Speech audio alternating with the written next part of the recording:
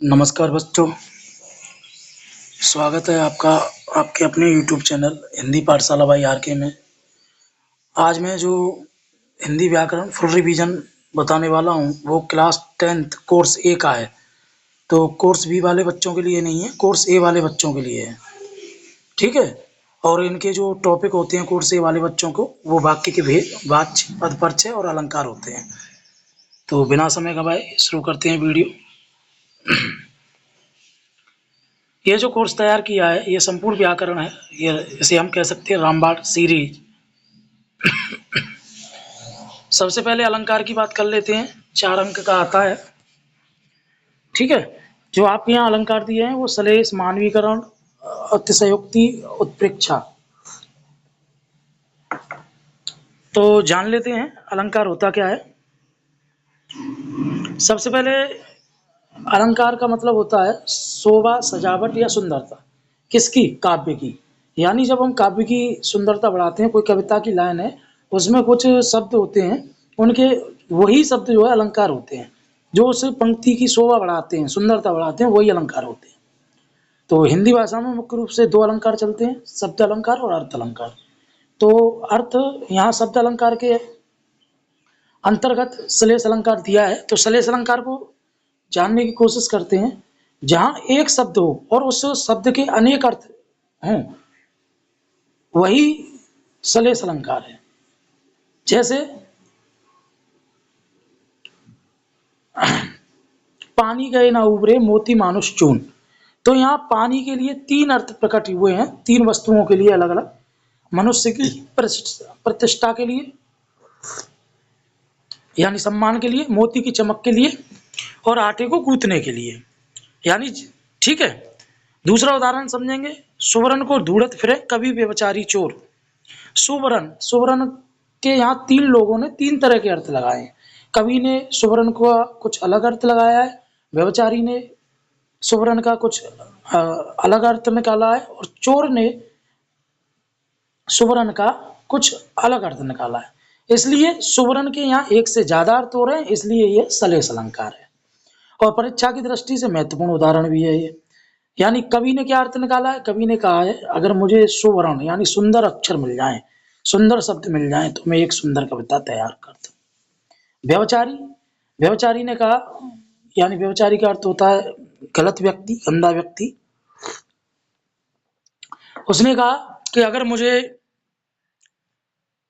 सुंदर स्त्री मिल जाए तो मेरा जीवन सफल हो जाए। चोर ने कहा, सुवर्ण का क्या अर्थ निकाला कि भाई मुझे सुवर्ण यानी सोने के आभूषण वगैरह मिल जाए तो मेरा जीवन सफल हो जाए। यानी 3 व्यक्तियों ने सुवर्ण शब्द के अलग अलग अर्थ निकाले हैं, यानी सुवर्ण के एक से ज्यादा अर्थ निकल रहे हैं, इसलिए यहाँ श्लेष अलंकार है। पहले में पानी के एक से ज्यादा अर्थ निकल रहे हैं, इसलिए वो भी श्लेष अलंकार है। यानी जहां एक शब्द हो, जिस पंक्ति में एक शब्द हो, उसके कई सारे अर्थ निकले, एक से ज्यादा अर्थ निकले, वही श्लेष अलंकार होता है। अगला देखते हैं उत्प्रेक्षा। जहां मानो, मनो, जानो, जनो, जनो, मनो ये शब्द दिख जाएं तो आंख बंद करके वहां उत्प्रेक्षा अलंकार लगा दो। एक उदाहरण देखेंगे। सोत ओढ़े पीत पट श्याम सलोने गात, मानो नीलमणि शैल पर आतप पर्यो प्रभात। अब यहाँ क्या आ गया? मानो आ गया ना, इसलिए यहाँ उत्प्रेक्षा अलंकार है। दूसरा उदाहरण देखेंगे। मानव समुद्र के शोर से सोत, मानव नहीं है, मानो समुद्र के शोर से सोता हुआ, यहाँ पे भी मानो आ गया, इसलिए यहाँ पे भी उत्प्रेक्षा अलंकार होगा। वैसे अगर किताबी परिभाषा की बात की जाए, जहां उपमेय में उपमान की संभावना व्यक्त की जाए, यानी जहां एक वस्तु को दूसरी वस्तु मान लिया जाए, वहीं जो है उत्प्रेक्षा अलंकार होता है। आगे बढ़ते हैं। अतिशयोक्ति अलंकार की बात कर लेते हैं। यानी बात का बतंगड़ बनाना, यानी तिल का ताड़ बनाना, यानी गप्पे मार देना, बड़ी बड़ी फेंकना, ठीक है। जहां बड़ी बड़ी फेंकी जाए, बात का बतंगड़ बनाया जाए, बढ़ा चढ़ाकर प्रस्तुत किया जाए, वही अतिशयोक्ति अलंकार है। उदाहरण देखेंगे। हनुमान की पूछ में लगन न पाई आग, और लंका सगरी जर गई, गए निशाचर भाग। यानी इसमें क्या बताया है कि हनुमान की पूछ में आग भी नहीं लग पाई थी, तब तक तो लंका स्वाहा हो गई, जल गई, भस्म हो गई। कहीं ऐसा हो सकता है? ऐसा हुआ था? नहीं हुआ था। तो यहाँ गप्पे फेंकी गई हैं, टल्ले मारी गई हैं, इसलिए यहाँ अतिशयोक्ति अलंकार है। एक और उदाहरण देखेंगे। आगे नदियां पड़ी अपार, चेतक ने सोचा इस पार। सॉरी, आगे नदियां पड़ी अपार, राणा ने सोचा इस पार, जब तक था चेतक उस पार। यानी महाराणा प्रताप जा रहे थे घोड़े पर, आगे एक नदी पड़ी, महाराणा प्रताप सोचने लगे कि भाई नदी कैसे पार होगी। लेकिन जब तक क्या हुआ, जब तक तो घोड़े ने नदी को पार कर दिया। यानी महाराणा प्रताप सोच रहे थे और इधर घोड़े ने नदी को पार कर दिया। ऐसा हो सकता है? तो इसमें भी बढ़ा चढ़ाकर वर्णन किया गया है। ठीक है, आगे बढ़ते हैं। मानवीकरण अलंकार। मानवीकरण का मतलब होता है nature, nature acting like human, यानी प्रकृति का व्यवहार मनुष्य की तरह। ठीक है, अब इसे और अच्छे से समझेंगे। मानवीकरण अलंकार का मतलब है जो नेचर है, प्रकृति है, आसमान, झरना, बादल, पेड़ पौधे, जो भी है, उनके नामों का को इंसानी नाम दे देना, यानी उनकी हरकतों को इंसानी हरकतों की तरह जोड़ देना। तो वही जो है मानवीकरण अलंकार होगा। एक उदाहरण देखेंगे। पेड़ झुककर झांकने लगे, कलियां मुस्काई। अब मुस्कुराने का काम या झुकने का काम कौन करता है? मनुष्य करता है। जब कोई अतिथि आता है तो हम झुककर प्रणाम करते हैं ना। और मुस्कुराने का काम कौन करता है? वो भी इंसान। लेकिन यहाँ कौन कर रहा है? पेड़ झुक कर रहा है। पेड़ झुक रहा है और कलियां जो हैं वो मुस्कुरा रही हैं। ठीक है, यानी उनकी हरकतें कैसी हैं? प्रकृति जैसी, सॉरी मानव जैसी। एक और उदाहरण देखेंगे। मेघ आए बड़े बन ठन के सवर के। अब बन ठन के सवर के कौन आता है भाई? कभी किसी पेड़ को जिन्स विन्स सेंट वेंट लगाते वगाते देखा है क्या? नहीं देखा है ना। यानी सजने संवरने का काम इंसान का है, मनुष्य का है। लेकिन यहाँ कौन जो है सज सवर के आ रहा है? मेघ आ रहे हैं, बादल आ रहे हैं। ठीक है, उम्मीद करता हूं ये अलंकार आपकी समझ में आ गए होंगे। आगे बढ़ते हैं, पद परिचय देख लेते हैं। पद परिचय को समझने के लिए सुपट्रिक शब्द का आधार कार्ड। जैसे मान के चलिए, आपकी फुल जानकारी के लिए आप जैसे आप कहीं बाहर गए, आपसे आपका परिचय पूछा जाए तो आप आधार कार्ड निकाल के दे देते हो। आधार कार्ड में आपका नाम, पिताजी का नाम, आपकी डेट ऑफ बर्थ, कहाँ रहते हो, ठीक है, माताजी का नाम, यानी पूरा परिचय रहता है, पूरी डिटेल्स रहती है। ऐसे ही पद परिचय को मान लो, वो आदमी का आधार कार्ड है, मनुष्य का आधार कार्ड है, यहाँ शब्द का आधार कार्ड है। यानी किसी भी पद का परिचय देने के लिए जो है हम उसके बारे में संपूर्ण जानकारी देते हैं। किसके नजरिए से? व्याकरणिक नजरिए से। यानी किसी भी पद यानी शब्द का जब हम व्याकरणिक तरीके से परिचय दें, वही पद परिचय कहलाता है। अच्छा, पद कहते किसे हैं? सबसे पहले सुनेंगे। जब कोई शब्द किसी वाक्य में प्रयोग हो जाए, वही पद कहलाता है। ठीक है, किसी भी पद का परिचय देने के लिए बस ये 5 उंगलियां याद रखें।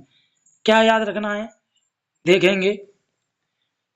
संज्ञा है, सर्वनाम है, विशेषण है या क्रिया है। लिंग स्त्रीलिंग है या पुल्लिंग है। वचन एक वचन है या बहुवचन है। कारक कर्ता कारक है, कर्म कारक है, करण कारक है, संबंध कारक है, अधिकरण कारक है, संबोधन कारक है। संबंध क्रिया के साथ क्या रिलेशन है, क्या रिश्ता है। ठीक है, यानी और समझेंगे गहराई से। तो इसमें जब हम उसका इंट्रोडक्शन देते हैं, पद परिचय का शब्द का हम खानदान बताएंगे उसका। तो ये खानदान में क्या है? खानदान में संज्ञा है, सर्वनाम है, विशेषण है, स्त्रीलिंग है, पुल्लिंग है, लिंग वचन कारक संबंध, ये उसका खानदान है, ये उसका एड्रेस है। ऐसे समझो जैसे तुम्हारा एड्रेस वगैरह, नाम, पिता वगैरह का नाम होता है, ठीक उसी प्रकार से शब्द का भी पूरा इंट्रोडक्शन होता है, उसका परिचय होता है। ठीक है,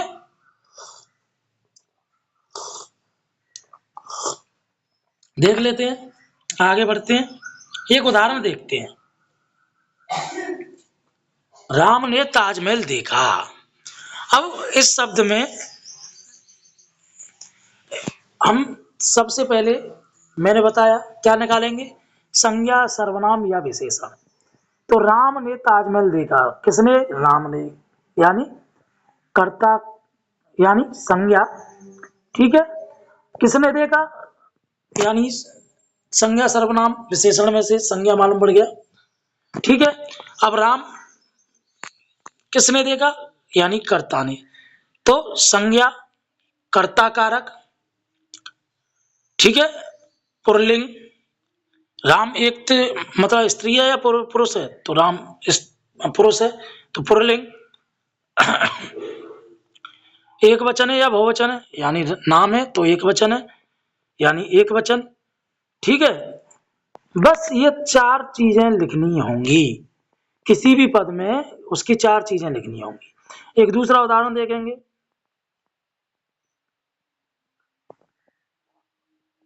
वह आज बाजार गया, कौन? वह, तो अब ये संज्ञा तो नहीं है, तो सर्वनाम। ठीक है, बाजार गया यानी ये मालूम पड़ रहा है कि वो पुरुष है, तो पुल्लिंग। एक वचन है या बहुवचन है, वह एक है, एक वचन। ठीक है, कहां गया? बाजार गया, कौन सा कारक आएगा? के लिए, अधिकरण कारक। तो ये हो गया, बहुत ही इजी है, इसमें इन चीजों का ध्यान रखना है। सबसे पहले ये देखना है संज्ञा है, सर्वनाम है, विशेषण है, फिर लिंग स्त्रीलिंग है या पुल्लिंग है, वचन देखना है, एक वचन है, बहुवचन है, कारक देखना है, कर्ता है, कर्म है, करण कारक है, संबंध देखना है उसका क्रिया के साथ क्या रिलेशन है। उम्मीद करता हूं आपको ये आ गया होगा पद परिचय। आर के स्पेशल टिप, अगर शब्द विकारी संज्ञा सर्वनाम है तो लिंग वचन बताएं, अगर अव्यय है तो सिर्फ उसका प्रकार बताएं। यानी अव्यय शब्द किसे कहते हैं? जिनमें बदलाव ना हो।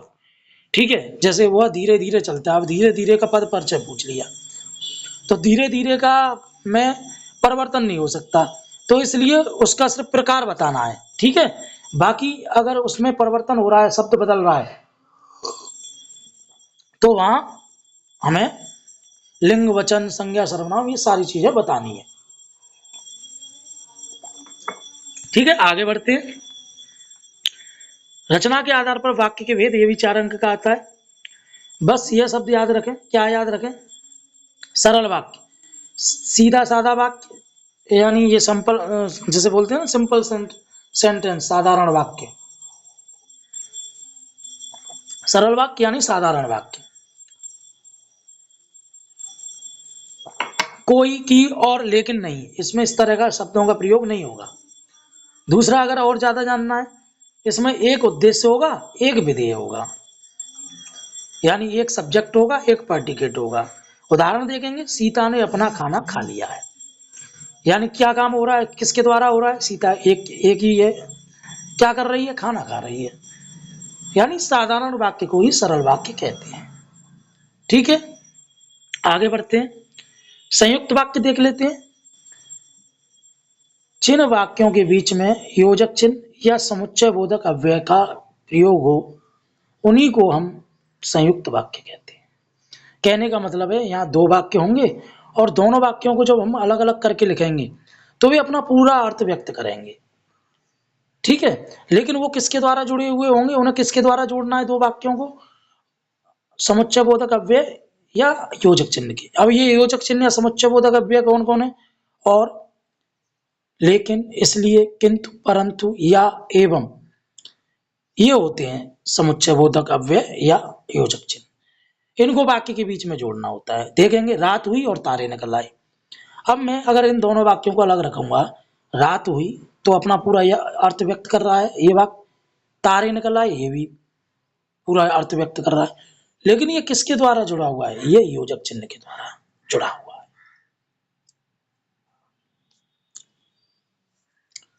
दूसरा वाक्य देखेंगे, आज स्कूल बंद था इसलिए मैं पढ़ने नहीं गया। आज स्कूल बंद था इसलिए मैं पढ़ने नहीं गया, तो आज स्कूल बंद था इसे अलग कर दो, और मैं इसलिए पढ़ने नहीं गया, तो जब दोनों वाक्यों को रख देंगे तो अलग अलग अर्थ व्यक्त कर रहे हैं, लेकिन उन्हें इसलिए का प्रयोग किया क्योंकि इसे हमें संयुक्त वाक्य बनाना है। यानी संयुक्त वाक्य बनाते वक्त और, लेकिन, इसलिए, किंतु, परंतु, या, एवं, अथवा इन शब्दों का प्रयोग किया जाता है। मिश्र वाक्य यानी ट्रिक क्या है? जे यानी जा से संबंधित जितने भी शब्द दिखाई दे जाएं वाक्य के अंतर्गत, तो आंख बंद करके आप मिश्र वाक्य लगा देना। जिसने, जो, जब, तब, जहां, तहां, यदि, तो, जैसा, जिसका, जिसे, ये शब्द मिश्र वाक्यों में प्रयोग होते हैं। मिश्र वाक्य की पहचान क्या है? इसमें एक पूर्ण वाक्य होगा, एक अधूरा वाक्य होगा। जो अधूरा वाक्य होगा वो पूर्ण वाक्य को पूरा करेगा। यानी एक वाक्य के बिना दूसरा वाक्य पूर्ण नहीं होगा, पूरा नहीं होगा। जहां एक वाक्य दूसरे वाक्य पर डिपेंड हो, निर्भर हो, आश्रित हो, वही मिश्र वाक्य है। इनमें जिसने, जो, जब, तब, जहां, तहां, यदि, तो, कि इन शब्दों का प्रयोग किया जाता है। उदाहरण देखेंगे, जैसे ही रात हुई वैसे ही तारे निकल आए। यानी अगर रात नहीं होगी तो तारे नहीं निकलेंगे। यानी एक वाक्य दूसरे वाक्य पर निर्भर है। राम आएगा तो सीता जाएगी, अगर राम नहीं आएगा तो सीता नहीं जाएगी। उम्मीद करता हूं ये आपकी समझ में आ गया होगा। बेटा वीडियो अगर पसंद आ रही हो तो लाइक, सब्सक्राइब, शेयर और कमेंट जरूर करते रहें। अंत में मैं बहुत महत्वपूर्ण प्रश्न बताने वाला हूं, अगर वो आपने कर लिए तो आपके 16 नंबर पक्के माने जाएंगे। आगे बढ़ते हैं। वॉच, ये भी 4 अंक का आता है। सुपर ट्रिक क्या है? कौन है बॉस? कौन है बॉस यानी हमें यही जानना होता है कि इसमें कौन सा, क्या इंपॉर्टेंट है। वाच्य 3 होते हैं, आपको मालूम होगा, कृतवाच्य, कर्मवाच्य, भाववाच्य। तो जो लीडर हो, जो बॉस हो, जो इंपॉर्टेंट हो, वही वाच्य वहां हो जाता है। कैसे? कृतवाच्य देखेंगे, कर्ता सीधे काम कर रहा है। अगर पूरा वाक्य का पूरा इंपोर्टेंस, पूरा महत्व, पूरा जोर कर्ता पे पड़ रहा है तो वहां कृतवाच्य होगा। यानी मुख्य काम किसके द्वारा किया जा रहा हो? कर्ता के द्वारा, तो वहां कौन सा वाच्य होगा? कृतवाच्य होगा। ठीक है। कैसे? राम पत्र लिखता है। कौन पत्र लिखता है? राम पत्र लिखता है साहब। सीता गाना गाती है। कौन गाना गा रही है? सीता। यानी दोनों ही वाक्यों में कर्ता इंपोर्टेंस है, कर्ता महत्वपूर्ण है, कर्ता पर फोकस किया गया है, कर्ता को बहुत ज्यादा महत्वपूर्ण माना गया है। यानी जहां कर्ता महत्वपूर्ण हो जाए वहां कृतवाच्य। कर्मवाच्य देखेंगे, ट्रिक के द्वारा कर्म प्रदान। यानी अब क्या है कि कर्म पर ज्यादा महत्वपूर्ण कर दिया जाता है। इस तरह के वाक्यों में कर्म ज्यादा महत्वपूर्ण कर दिया जाता है, पूरा वाक्य का प्रभाव कर्म पर पड़ता है। ठीक है। कैसे? जैसे यहाँ राम पत्र लिखता है, अब मैंने लिखा राम के द्वारा पत्र लिखा जाता है। आप देखो वाक्य को ढंग से सुनिए, राम के द्वारा पत्र लिखा जाता है, यानी प्रभाव कर्म पर ज्यादा कर दिया। क्या लिखा जा रहा है? पत्र। किसके द्वारा? राम के द्वारा। क्या लिखा जा रहा है? इंपोर्टेंट, महत्वपूर्ण पत्र हो गया। ऐसी सीता के द्वारा गाना गाया जा रहा है। किसके द्वारा? सीता के द्वारा। क्या किया जा रहा है? गाना। तो महत्वपूर्ण क्या हो गया इसमें? गाना। गाना क्या है? कर्म है, तो ये कर्मवाच्य हो गया। आ गया समझ में? इसमें के द्वारा का प्रयोग किया जाता है। भाववाच्य असमर्थता प्लस जाता, ज्यादातर नहीं वाले वाच्य। यानी किसी काम के प्रति असमर्थता दिखाई जाए, काम हो सकता है, इच्छा हो सकती है, कुछ भी हो सकता है। ठीक है। और ज्यादातर नेगेटिव, नकारात्मक वाक्यों में भाववाचक का प्रयोग किया जाता है। देखेंगे जैसे राम के द्वारा पत्र लिखा गया, अब मैंने कहा राम से पत्र नहीं लिखा जाता, तो यह भाववाच्य हो गया। ठीक है। मुझसे पढ़ा नहीं जाता, भाववाच्य हो गया। यानी यहाँ इंपोर्टेंस सब किस पर दी जा रही है? महत्वपूर्ण किसको रखा जा रहा है? भाव को रखा जा रहा है, इसलिए यह भाववाच्य हो गया। ठीक है। उम्मीद करता हूं समझ में आ रहा होगा। अब देख लेते हैं नोट, बोर्ड परीक्षा मोस्ट इंपोर्टेंट प्रश्न। देखते हैं पहला प्रश्न क्या है। वाक्य, जैसे ही गार्ड ने सीटी बजाई गाड़ी चल दी, इसका संयुक्त वाक्य क्या होगा? संयुक्त वाक्य बनाना है तो गार्ड ने सीटी बजाई और गाड़ी चल दी, ये इसका संयुक्त वाक्य होगा। प्रश्न संख्या 2 देख लेते हैं। पक्षी आकाश में उड़ते हैं, इसे भाववाच्य में बदलिए। पक्षियों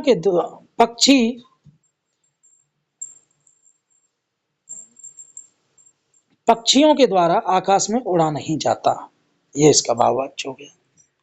पद परिचय, वह तेज दौड़ता है, रेखांकित शब्द का पद परिचय दीजिए। तो रेखांकित पद मान लीजिए वह है, ठीक है, तो वह क्या है?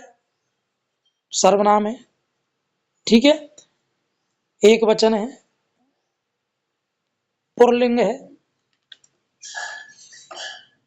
क्या कर रहा है? दौड़ रहा है, यानी क्रिया कारक है, वो क्रिया है, ठीक है, तो ये हो गया पद परिचय। प्रश्न संख्या 4, पाहुन जो आए हो गांव में शहर के, इसमें कौन सा अलंकार होगा? पाहुन जो आए हो गांव में शहर के, तो इसमें जो है प्रकृति का मानवीकरण हो रहा है, इसलिए यहाँ मानवीकरण अलंकार होगा। उम्मीद करता हूं ये आपकी समझ में आ गए होंगे। अगला टॉपिक देख लेते हैं। देखो इसके उत्तर चेक कर लेते हैं। गार्ड ने सीटी बजाई और गाड़ी चल दी, पक्षियों से आकाश में उड़ा जाता है, या पक्षियों के द्वारा आकाश में उड़ा नहीं जाता, दोनों ही सही होंगे। तेज, ठीक है, आगे देख लेते हैं। ये मैंने मॉक टेस्ट रखा है आप लोगों के लिए कोर्स से, आप इनका अभ्यास जरूर करें। अगर इनका अभ्यास नहीं किया तो आप 16 अंक कहीं ना कहीं मिस करोगे। अगर 16 अंक पक्के चाहिए, इम्पोर्टेंट रूप से चाहिए, तो इन प्रश्नों का अभ्यास करना जरूरी है। ये प्रश्न बहुत ज़्यादा महत्वपूर्ण है। देखते हैं। प्रिय विद्यार्थियों, कोर्स की व्याकरण की सूचनाओं को समझने के लिए नीचे दिए गए 20 प्रश्नों का अभ्यास करना है। तो शुरू करते हैं। ये 20 प्रश्न कौन से हैं? रचना के आधार पर वाक्य के भेद देख लेते हैं। अध्यापक के आते ही छात्र खड़े हो गए। एक चीज का ध्यान रखना, ये प्रश्न जब आप हल करें तो कमेंट में जरूर इनके जवाब लिखना, और इसकी आंसर की चाहिए तो कमेंट में यही लिखना। अपने प्रश्नों को चेक करना है अगर तुम्हें, तो आंसर कमेंट में लिखना है आंसर की, मैं आपको आंसर की प्रोवाइड करा दूंगा। तो बढ़ते हैं। अध्यापक के आते ही छात्र खड़े हो गए, इसे मिश्र वाक्य में बदलना है। किस में बदलना है? मिश्र वाक्य में। अभी मैंने ऊपर बताया था मिश्र वाक्य में क्या होता है, जा से रिलेटिव शब्दों का प्रयोग होता है, एक वाक्य दूसरे वाक्य पर आश्रित होता है, ठीक है। वह अमीर है फिर भी दुखी है, वाक्य का भेद पहचानो। वह अमीर है फिर भी दुखी है, वाक्य का भेद पहचानना है। कौन सा वाक्य है? मिश्र वाक्य, संयुक्त वाक्य, सरल वाक्य। जो छात्र परिश्रम करते हैं वे सफल होते हैं, इसे सरल वाक्य में बदलना है, ठीक है। ये मिश्र वाक्य में दिया गया है, जो छात्र परिश्रम करते हैं वो सफल होते हैं, किस में कन्वर्ट करना है? सरल वाक्य में कन्वर्ट करना है। प्रश्न संख्या 4 की तरफ बढ़ते हैं। कल वर्षा हुई और गलियों में पानी भर गया, इसे मिश्र वाक्य में बदलना है। किस में बदलना है? मिश्र वाक्य में बदलना है, ठीक है। जैसे ही घंटी बजी बच्चे बाहर आ गए, इसे संयुक्त वाक्य में बदलना है। यानी कल वर्षा हुई और गलियों में पानी भर गया, ये संयुक्त वाक्य है, कन्वर्ट करना है मिश्र वाक्य में।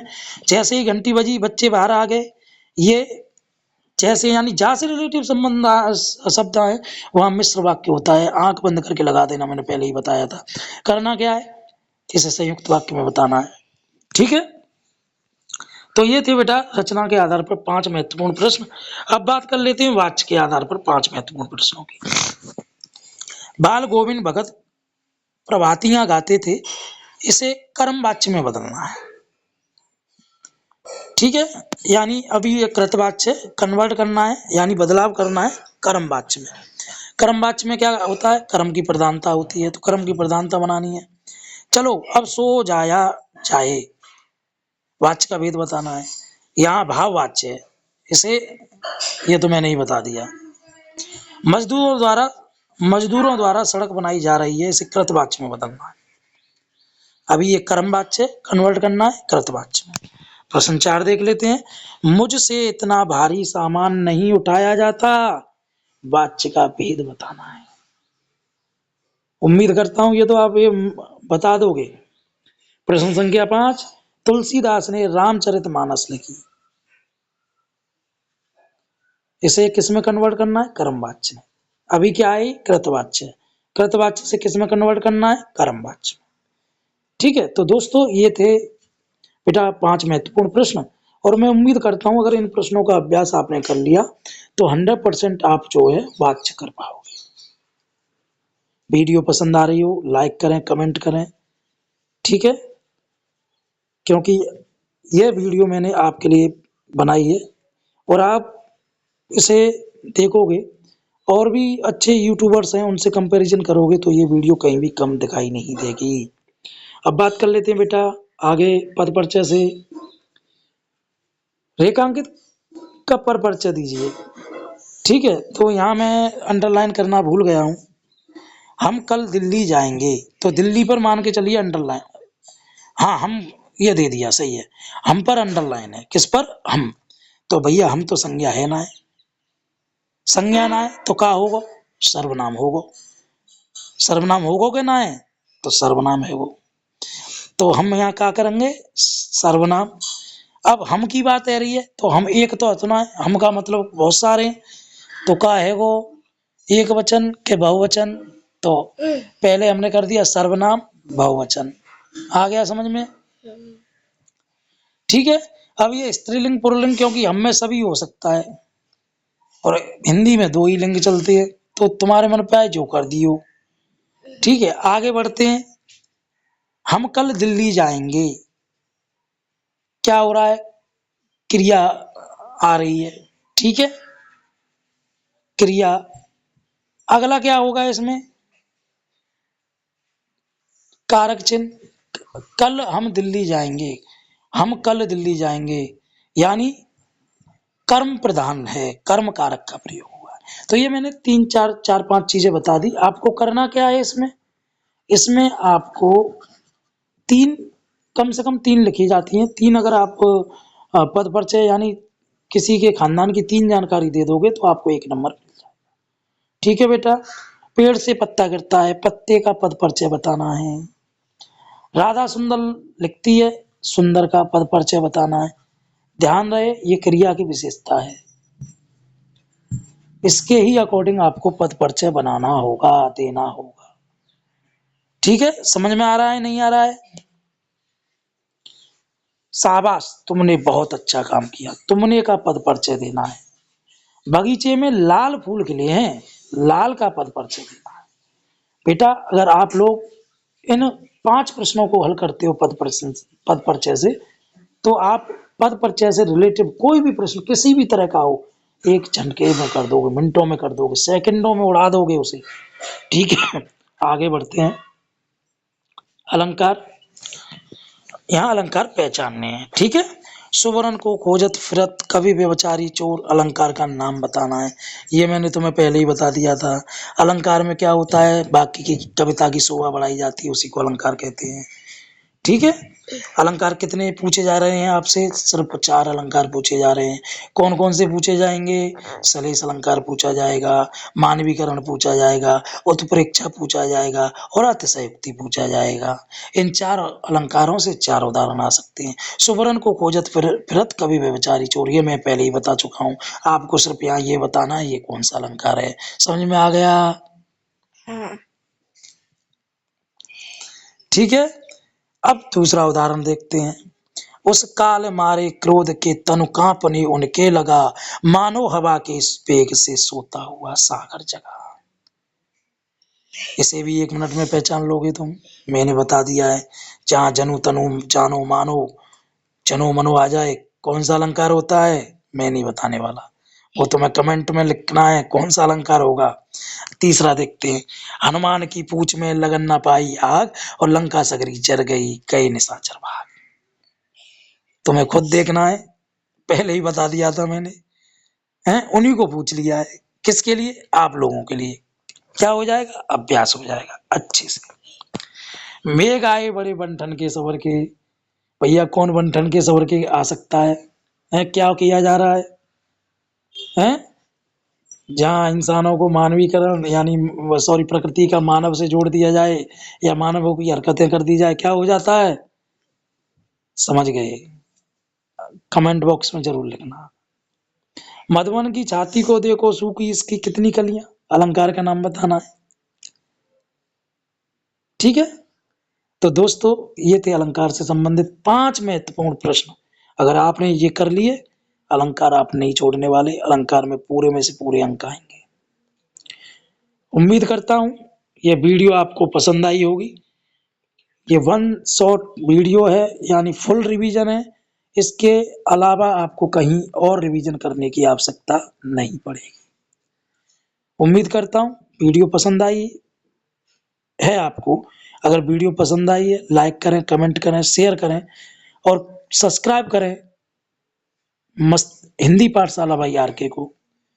मिलते हैं अगली वीडियो में। अगली वीडियो भी मैं लाने वाला हूँ वन शॉट क्षितिज कृतिका का मैं ला चुका हूँ। आप मेरे यूट्यूब चैनल पर देख सकते हैं। ठीक है, तब तक आप तैयारी कीजिए। परीक्षा के लिए बहुत बहुत शुभकामनाएं। आपका पेपर ऐसा जाए कि जिसकी आपने उम्मीद ना की हो, उम्मीद से ज़्यादा हो जाए। मैं फिर दोबारा आपको एक बार सहृदय हृदय के साथ फिर पुनः कहना चाहूँगा, आपका पेपर बहुत ज़्यादा अच्छा जाए। आपके जो भी आप चाहते हैं वो उस तरह से पेपर आपका संपन्न हो। आप लोगों को बहुत बहुत शुभकामनाएं। धन्यवाद। नमस्कार।